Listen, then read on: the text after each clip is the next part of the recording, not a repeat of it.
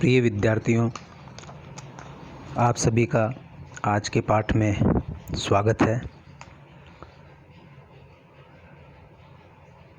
पिछले 2 कक्षाओं से हम संत कबीर के बारे में पढ़ रहे हैं और पाठ्यक्रम में निहित कबीर के पदों और साखियों की व्याख्या हम करेंगे। आज के पाठ में कबीर की साखी खंड में से गुरुदेव को अंग विषय पर हम चर्चा करेंगे और पाठ्यक्रम में निहित साखियों का भावार्थ समझने का प्रयास करेंगे।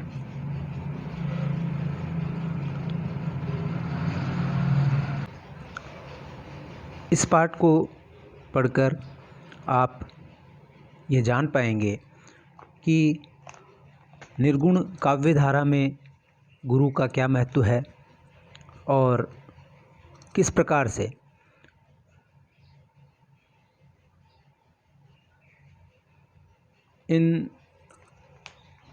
इस संप्रदाय में गुरु का महत्व गोविंद से भी बढ़कर बताया गया है, ईश्वर से भी बढ़कर के बताया गया है और सभी निर्गुण कवियों में गुरु को साधना में एक महत्वपूर्ण स्थान दिया गया है।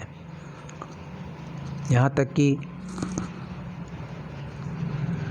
जो निर्गुण संत नानक थे, उन्होंने तो अपने पंथ में गुरु को सबसे ज़्यादा स्थान दिया और सिखों में गुरु का सबसे बड़ा स्थान माना जाता है।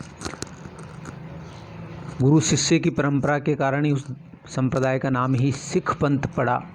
सिख यानी शिष्य, शिष्य से ही सिख शब्द बना है, तो उसमें गुरु का कितना बड़ा स्थान है और साथ ही उनके ग्रंथ का नाम ही है गुरु ग्रंथ साहिब। और हम देखते हैं कि कबीर गुरु ग्रंथ साहिब में कबीर के बहुत सारे पद और साखियाँ सम्मिलित हैं। तो इस प्रकार से हम देखते हैं कि कबीर के मत में, उनके संप्रदाय में गुरु को ईश्वर तुल्य माना गया है।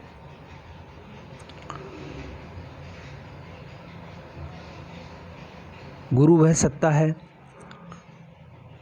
जो आध्यात्मिक, एक तो होता है शिक्षा गुरु, जो वर्तमान में गुरु होते हैं स्कूल कॉलेजों में, वो शिक्षा गुरु हैं। लेकिन निर्गुण संप्रदाय के प्रसंग में बात करें तो वहाँ गुरु का मतलब है आध्यात्मिक ज्ञान देने वाला या आध्यात्मिक पथ का प्रदर्शन करने वाला व्यक्ति, वह गुरु कहलाता है। और ज्ञान का अर्थ भी निर्गुण संप्रदाय में अलग है। वहाँ सांसारिक वस्तुओं के ज्ञान को महत्व नहीं दिया गया है, भौतिक ज्ञान को महत्व नहीं दिया गया है, बल्कि निर्गुण संप्रदाय में ज्ञान का अर्थ है आध्यात्मिक ज्ञान, यानी आत्मा को जीवन मरण के चक्र से मुक्त कर देने वाला ज्ञान। वही ज्ञान की परिभाषा निर्गुण पंथ में मानी जाती है। और ज्ञानी उसे कहा जाता है निर्गुण पंथ में जिसे आत्मा का ज्ञान हो, वह ज्ञानी कहलाता है। और यह आत्मज्ञान कैसे आता है? यह आता है ज्ञान चर्चा से, और ज्ञान चर्चा में गुरु का होना महत्वपूर्ण माना गया है।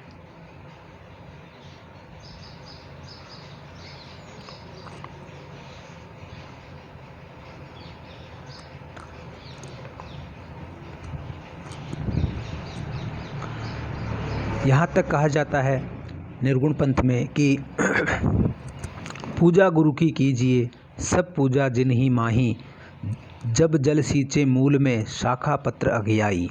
यानी गुरु की पूजा में ही सारी पूजा सम्मिलित है।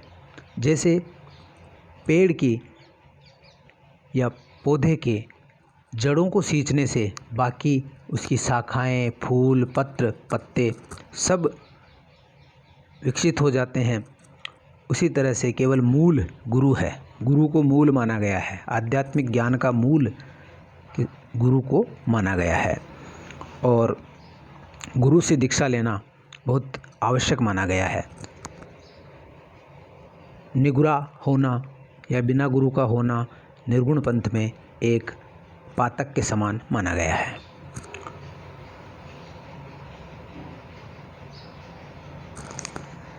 यहाँ तक कहा गया है कि गुरु गोविंद से बढ़कर है। गुरु गोविंद दोनों खड़े किसके लागू पाएँ, बलिहारी गुरु आपने गोविंद दियो बताए, कि कबीरदास कहते हैं।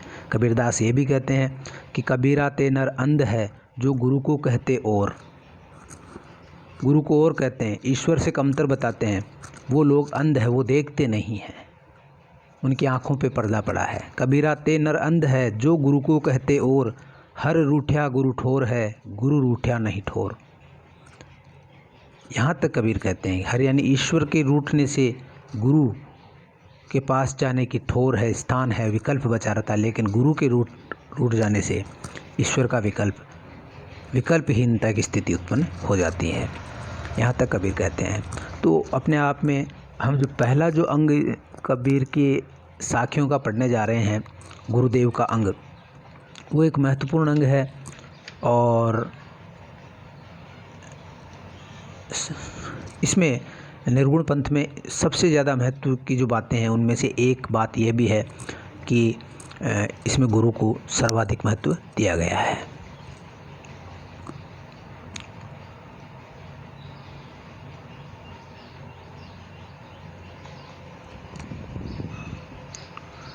तो आज शुरुआत करते हैं, हम अपनी पहली साखी की शुरुआत करते हैं। पहली साखी का पाठ इस प्रकार है। गुरुदेव को अंग के तहत पहली साखी इस प्रकार से है। राम नाम के पट तरें देबे को कछु नाही, क्या ले गुरु संतोखिए हौस रही मन माही। राम नाम के पट तरे देने को कछु नाई, क्या ले गुरु संतोषिए हौस रही मन माही। यहाँ शिष्य की एक ललक, एक शिष्य की उलझन को कवि बता रहा है। संत कबीर ने उसका वर्णन किया है। इनमें कुछ कठिन शब्द है, जैसे पटतरें। पटतरें शब्द का मतलब होता है बराबर, यानी पटतर या बराबर या उस किसी वस्तु की समानता को दिखाने के लिए पटतर शब्द का प्रयोग किया जाता है। समान या तुल्यता का भाव बताने के लिए पटतर शब्द का प्रयोग किया जाता है। यहाँ पर जो गुरु जो नाम देता है, गुरु मंत्र देता है, उस गुरु मंत्र से के पटतर उसके बराबर या उसके बदले में गुरु दक्षिणा के रूप में देने को कुछ भी नहीं है। कुछ भी शिष्य के पास ऐसा नहीं है जो उसके समान हो।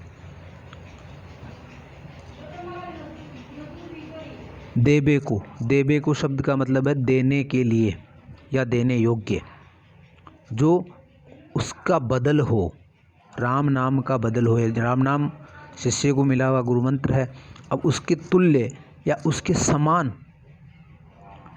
समान महत्व वाला, माप वाला कोई पदार्थ संसार में नहीं है जिसको लेकर के गुरु संतुष्ट हो सके। और हौस रही मनमाही। अब यह उत्साह, उमंग और ये हौसला शिष्य के मन में रहा कि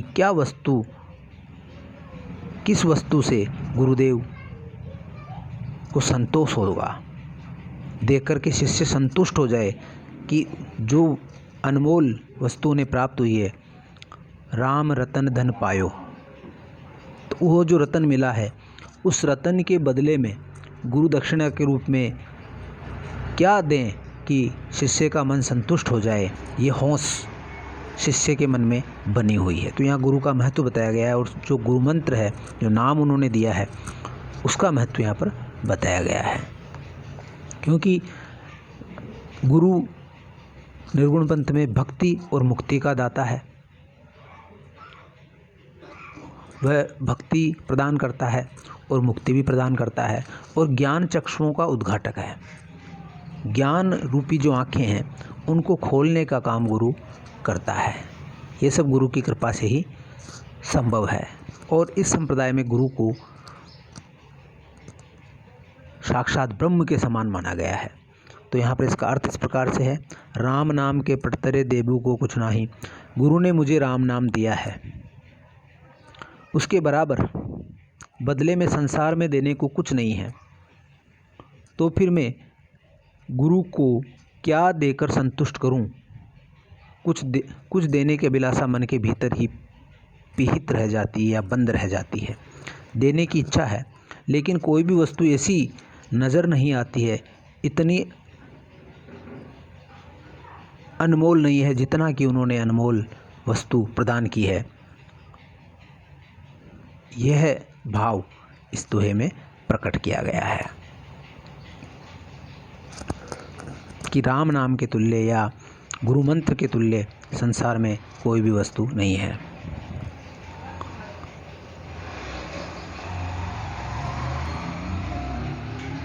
भक्ति रूपी अमूलक वस्तु तब मिलती है जब यथार्थ सद्गुरु मिले और उनका उपदेश प्राप्त हो। भक्ति रूपी अमूलक वस्तु यानी राम नाम तब मिलता है जब यथार्थ और पूरे सद्गुरु मिले और उनका उपदेश प्राप्त हो, दीक्षा प्राप्त हो। जो प्रेम रीति से पूर्ण भक्ति है वह पुरुषार्थ रूपी पूर्ण भाग्योदय से मिलती है। कबीर ने अन्य साखी में भी इसी भाव को प्रकट किया है।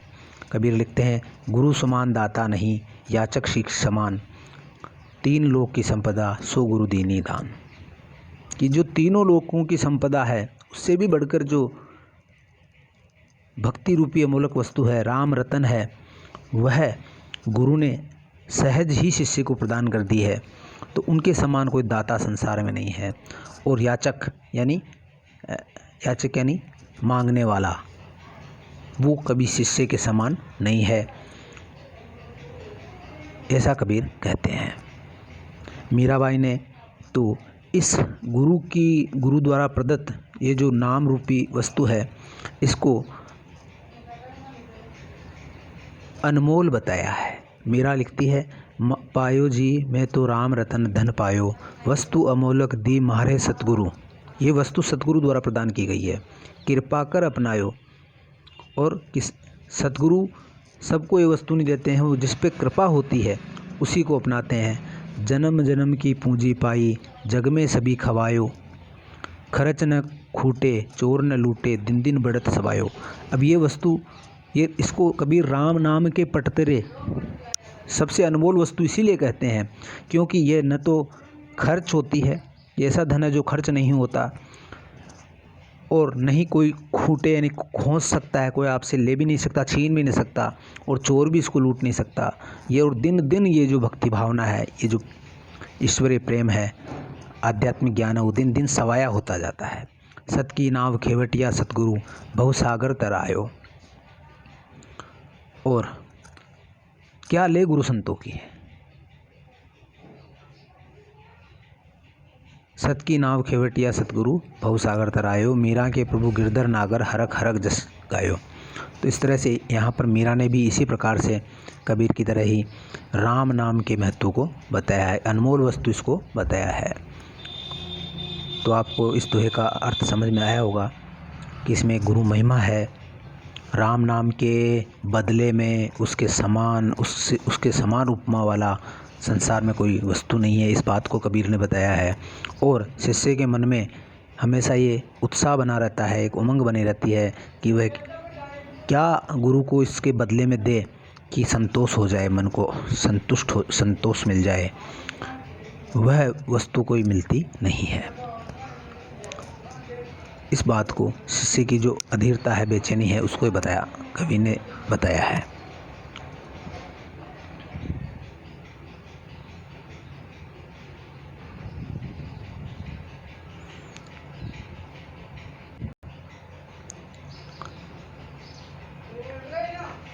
अगला जो दोहा है,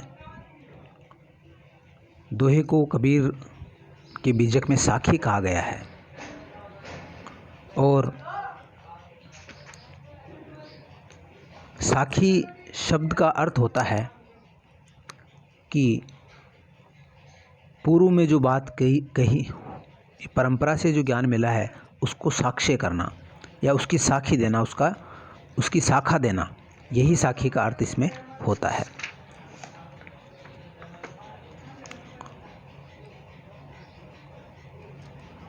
साखी शब्द का अर्थ वास्तव में साक्षी अर्थात ये वाक्य मानो गुरु के उपदेश का प्रत्यक्ष रूप है माना गया है।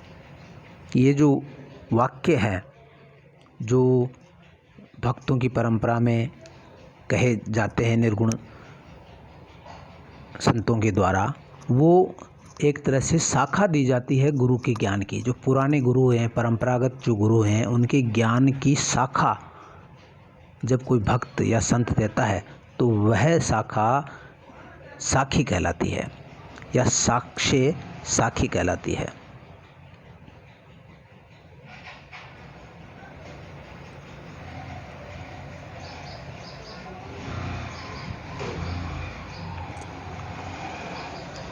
और हम जानते हैं कि गुरु ग्रंथ साहिब में, जो गुरुओं का ग्रंथ है, उसमें इन साखियों को सलोक या श्लोक कहा गया है।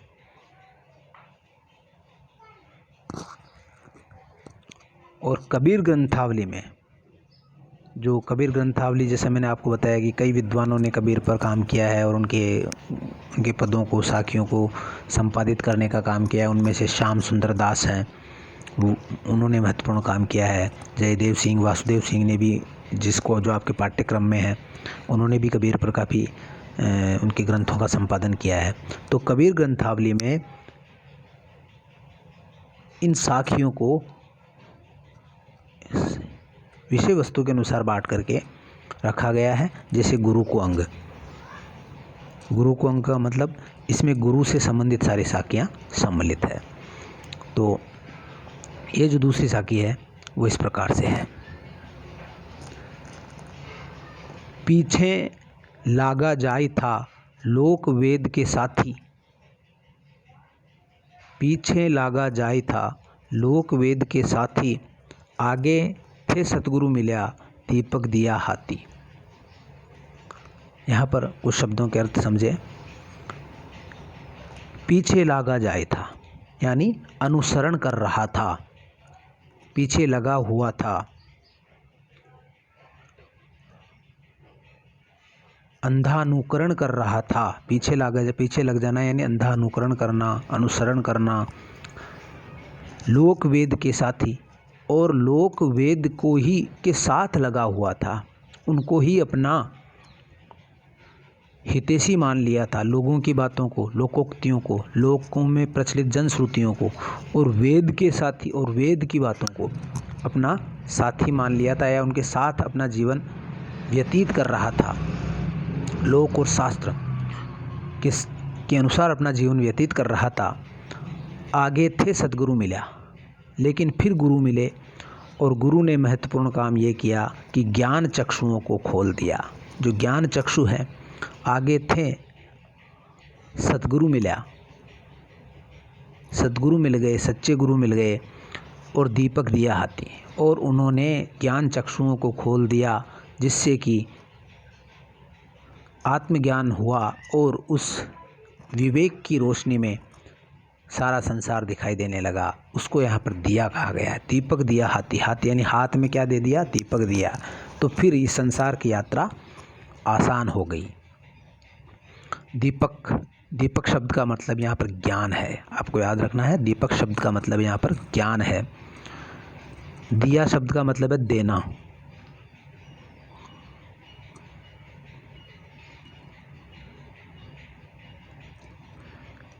व्याख्या इसकी इस प्रकार है कि मैं लोक और वेद के पीछे लगा हुआ था। पीछे लगा जाए था लोक वेद के साथी। मैं लोक और वेद के पीछे लगा हुआ था, अर्थात साधारण लौकिक और वैदिक मान्यताओं के बंधन में पड़ा हुआ था।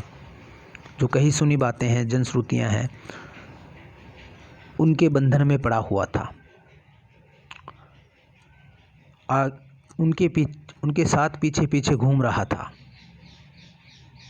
इतने में ही सद्गुरु ने मुझे अज्ञानता रूपी अंधकार में भटकते देखकर आगे से आकर बढ़कर हाथ में ज्ञान रूपी दीपक दे दिया। जब मेरी यह दशा देखी तो मुझ पे कृपा करके, दया करके सद्गुरु ने पहल करते हुए आगे आकर के मेरे हाथ में ज्ञान रूपी दीपक दे दिया, आत्मज्ञान रूपी दीपक दे दिया, विवेक रूपी दीपक दे दिया, आत्मविश्वास रूपी दीपक दे दिया। इससे यात्रा सहज हो गई। इसमें गुरु के अनुग्रह की व्यंजना है। इस जो दोहे में है गुरु की कृपा है, उसको बताया गया है कि गुरु कितने कृपालु होते हैं, कितने दयालु होते हैं। इस बात को कबीर ने इसमें बताया है। शिष्य को भटकते देखकर गुरु ने उसको बचा लिया, ये है इसमें बताया गया है। इसमें रूप का अतिशयोक्ति अलंकार का प्रयोग हुआ है। एक प्रकार की अतिशयोक्ति होती है, लेकिन वह रूपक के रूप में होती है, तो उसे रूप का अतिशयोक्ति कहते हैं।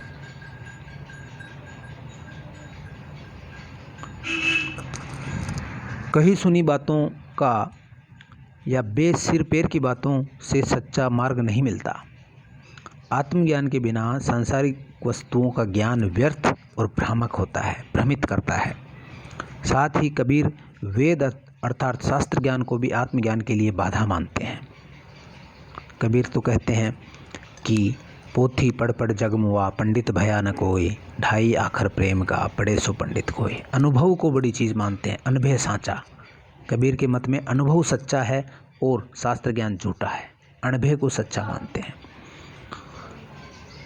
संत कबीर ने इस पीछे लागा जाए तालोक वेद के साथी वाले साखी में आत्मदीपो भव का संदेश दिया है। आत्मदीपो यानी अपने आत्मा के उजाले में ही संसार को देखो, विवेकवान बनो, ये संदेश कबीर ने इसमें दिया है। और साथ में गुरु की जो कृपा है उसका भी वर्णन इसमें हुआ है। कबीर ने कहा है कि ये जो लोक और शास्त्र का ज्ञान है ये नष्ट होने लायक है, ये नाशवान है। लोक ज्ञान और शास्त्र ज्ञान भी नष्ट हो जाता है। ये संसार मुर्दों का गांव है, मृत्यु लोक इसको कहा जाता है। यहाँ पर सब नाशवान है, लेकिन आत्मज्ञान नाशवान नहीं है, वह सत्य है। और सत्य सनातन होता है, वह कभी नाशवान नहीं होता है। कबीर लिखते हैं, साधो ये मुर्दों का गांव, पीर मरे पैगंबर मरी है जिंदा जोगी, राजा मरी है प्रजा मरी है वेद और रोगी, चंदा मरी है सूरज मरी है धरणी आकाशा, 14 भुवन के चौधरी मरी है इन्हों की का आशा, 9 मरी है 10 मरी है सहज 88, 33 कोट देवता मरी है बड़ी काल की बाजी। काल की बड़ी बाजी है, काल बड़ा बलवान है, समय बड़ा बलवान है। समय के अनुसार बड़े बड़े जो अपने आप को सूर्य कहने वालों की भी जो यश है वो धूमिल हो गया है।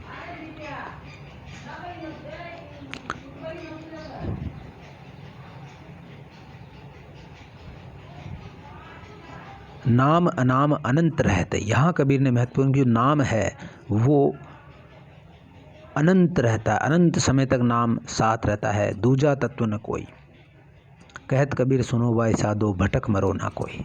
तो इस लोक और वेद है, इसमें इसकी भ्रांत धारणाओं में भटक करके मरना नहीं है, बल्कि सच्चा नाम का सुमिरन करना है, जो कि गुरु से मिले, सच्चे गुरु से मिले, उसका सुमिरन करना है। यही भाव इस साखी में प्रकट किया गया है।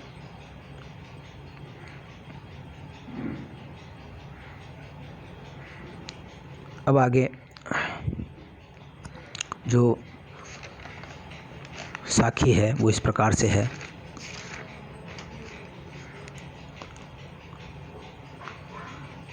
इसमें कहा गया है,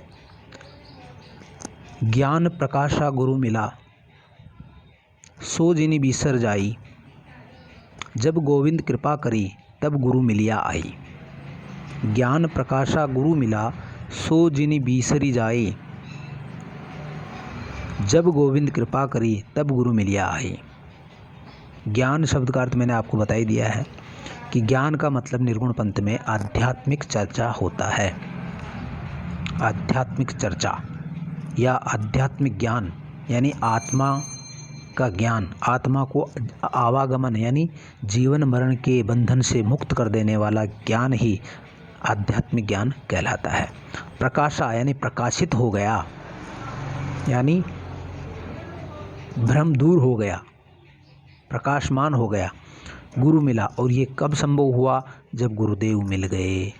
सो जिनी बिसर जाई, सो यानी वह गुरुदेव, ऐसे गुरुदेव या ऐसा ज्ञान जिन यानी नहीं बिसर जाए। ये शिष्य कह रहा है कि कहीं ये बिसर न जाए, इसको कहीं भूल न जाऊं, गुरुदेव को भूल न जाऊं, उस ज्ञान को भूल न जाऊं, उसको विस्मृत ना हो। बिसर यानी विस्मृत हो जाना, बिसरना यानी कहीं उसको भूल न जाऊं। जब गोविंद कृपा करी तब गुरु मिलिया आए। और साक्षात सत्य, साक्षात ब्रह्म जब उसकी कृपा होती है तब हमें गुरु आकर के मिलते हैं, तब गुरु मिलिया आए।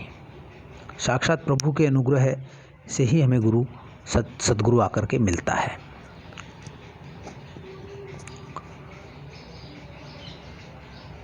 व्याख्या इस प्रकार है, जब गुरु मिला तब ज्ञान प्रकाशित हो गया। गुरु बिना ज्ञान नहीं होता है।